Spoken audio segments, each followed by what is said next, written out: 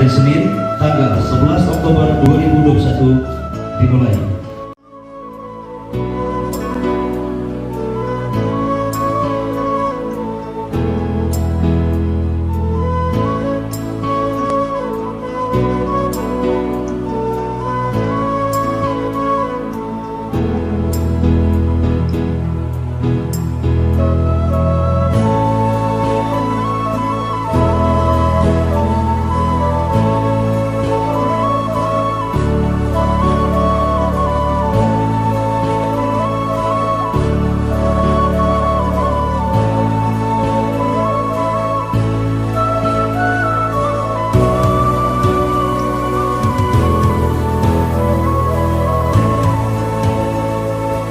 Pemerintah Kabupaten Jawa Tengah memiliki komitmen yang tinggi untuk terus melestarikan adat dan budaya Bali sebagai jati diri masyarakat kita.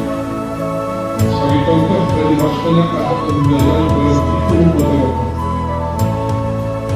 Wajib sebagai satu mata pelajaran mulai dari tingkat SD, SMP, dan SMP. Dengan mengucapkan bismillahirrahmanirrahim, launching buku Falsafah Sumanggalu kami nyatakan dibuka.